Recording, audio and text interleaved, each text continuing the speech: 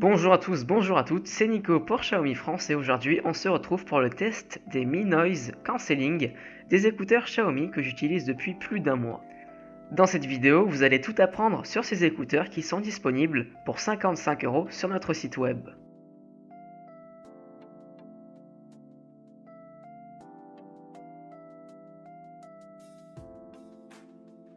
Et nous allons commencer la vidéo avec les caractéristiques de l'appareil. Premièrement, le son est certifié IRS Audio, c'est-à-dire qu'on a un son de très bonne qualité qui sort de ces écouteurs. Aussi, ces écouteurs ont la technologie ANC qui permet tout simplement de réduire les bruits de fond lorsque vous écoutez votre musique. Ça marche extrêmement bien, on est en totale immersion dans la musique.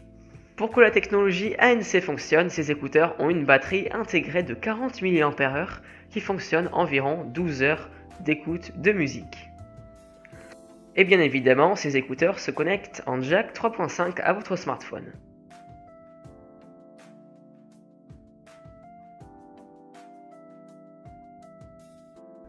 Et nous allons directement passer au contenu de la boîte. Qu'est-ce qu'il se cache dans cette magnifique boîte?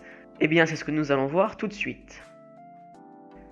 Bien évidemment, on retrouve les écouteurs, une sacoche de rangement, et pour terminer, des embouts de rechange. Personnellement, je trouve que ce packaging a vraiment été très bien réalisé de la part de Xiaomi, et ils ont été très généreux puisqu'ils nous ont offert une petite pochette de rangement, et je ne m'y attendais pas du tout.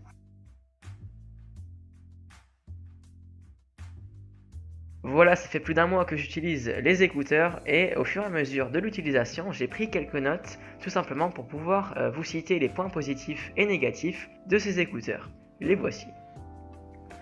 Et on va commencer avec les points positifs. Tout d'abord, excellente qualité sonore, la réduction de bruit fonctionne très bien, les écouteurs tiennent bien dans les oreilles, beaucoup mieux que des écouteurs classiques, le câble semble très solide et Xiaomi a ajouté une pince sur le câble pour pouvoir accrocher les écouteurs aux vêtements. On passe maintenant au point négatif.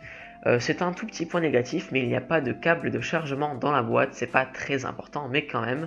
Aussi, les boutons de contrôle, donc volume, pause, etc., ne s'activent pas automatiquement et donc ils doivent être activés sur l'application paramètres du téléphone.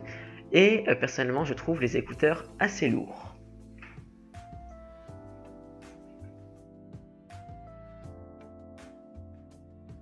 Et nous allons terminer la vidéo, bien évidemment, avec la conclusion. Alors, est-ce que ça vaut le coup d'acheter ces écouteurs pour 55 €? Je vais répondre directement à la question. Eh bien, oui, largement.